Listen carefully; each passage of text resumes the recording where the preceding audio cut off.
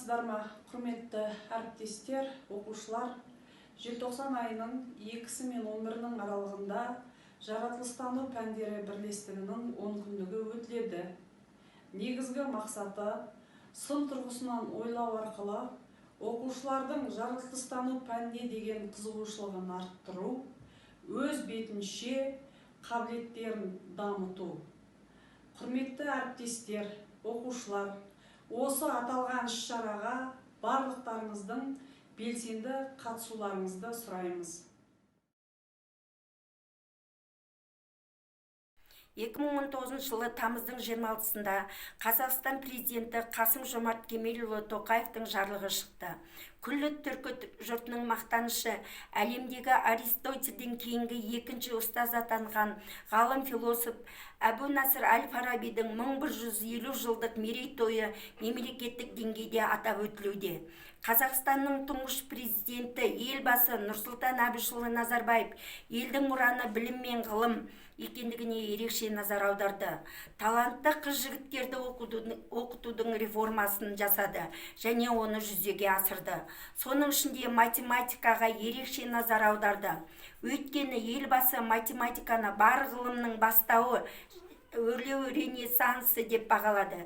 Міне, Әл-Фараби идеясы жаңа заман мінберінде айтылып жатыр.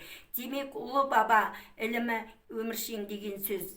Осы айтылғандардың барлығы номер 3 Кеген орта мектеп-лицейінің жаратылыстану бірлестігінде жалғасын табуда. Сырын ашып беретін әр ұғымның ғажап сырды осыдан сен ұғындым. Қиыны мен қатар жүрек қызығы, математика патшасы сан ғылым. Математика сандар менен формулалар. Белгілі бала күннен бізге бұлар Пифагор фалестерден бастау алып, математиканың мәні де міне осылар. Біз тікбұрышты үшбұрыш үшін катеттерінің квадраттарының қосындысы гипотенузаға тең болады деп Пифагор теоремасын пайдаланамыз.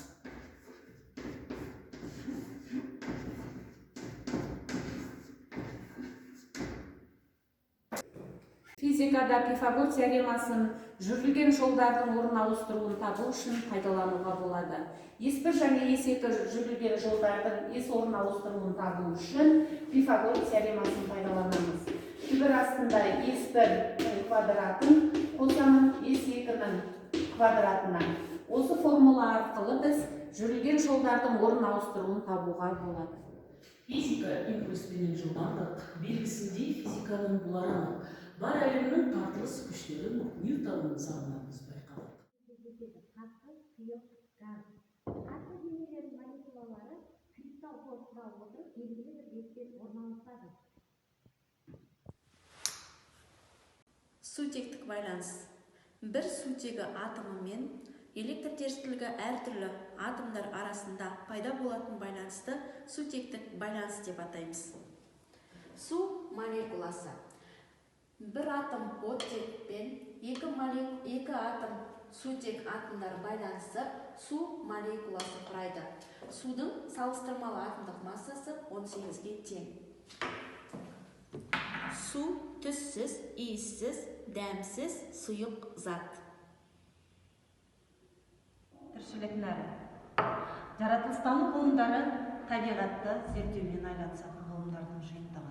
Жаратылыстану ғылымдары өзінің бірізділігімен, ғылымилығымен, практикалық мәнімен ерекшеленеді. Жаратылыстану ғылымдары түрлі табиғат нысандарын ғарыштық дүниеден бастап микродүниеге дейінгі тіршілікті, тірі табиғатты, біздің планетамыздан тысқары жатқан нысандарды, дүниенің жалпы құрылымы мен қасиетін, сондай-ақ жерді қамтиды. География дегеніміз не? Қандай салаларға бөлінеді? Қашан пайда болған? География ғылымының ашқан ғалымдар кімдер? Жер беті қанша қабаттан тұрады? Олар нені зерттейді? Қысқасы, біз өмір сүріп жатқан әлем мен оның ішкі құрылысын кімде-кім болмасын қызықтырары сөзсіз. Ал ол әлемді тереңнен зерделейтін ғылым география. Биология ғылымы зерттейтін өсімдіктер мен жануарлар. Табиғаттың құпиясы тұңғиық, көз жетпейтін мұнарасы тым биік, білген сайын сырын ұғынып жүреміз, жүректерге өшпес жалын нұр құйып. Табиғаттың қадірлеп қасиетін, әділдікке әрқашан бас иетін, атаңнан мал қалғанша тал қалсын деп, халықтың айтқан орында өсиетін.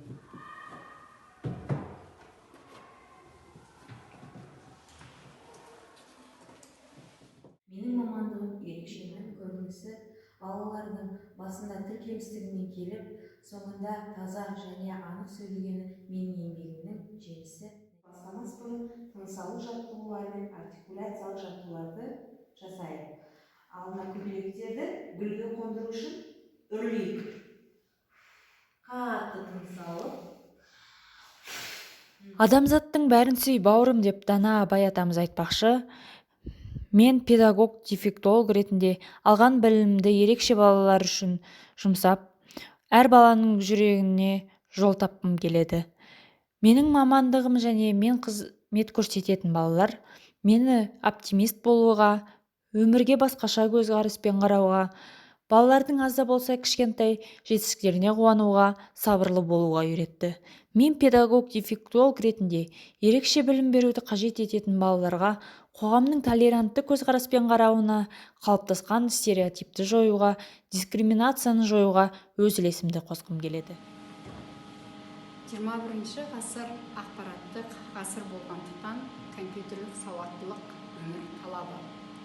Ақпараттық коммуникативтік технологиялардың келешек ұрпақтың жан-жақты білім алуына, іскер әрі талантты, шығармашылығы мол, еркін дамуына көмектеседі. Оған қазіргі әлемдік пандемия кезінде біз оған куәміз. Адамзаттың болашағы мен алған біліміне байланысты. Ғылым мен техниканы жылдан жылға қарқынды даму үстінде. Сондықтан информатика пәні оқушыларды сауатты болуға, өз білімін жетілдіре отырып, ғылым мен техниканы меңгеруіне және бәсекеге қабілетті болуына көмектеседі. Ғалымда кеншіде бас иетін, ұстазым бар сенің қасиетін. Білім берген, ой берген, ақыл берген, көз алдымнан кетпейді ауасың бейне. Ұстазым, ақылшы дос, ой арманым, арналсын саған осы аялданым.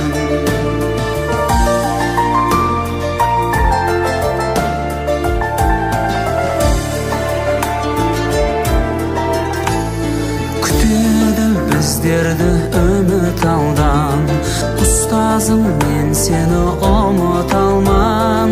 Үйретем деп өмірдің парасатын, ағарды ғой біз үшін қара шашын.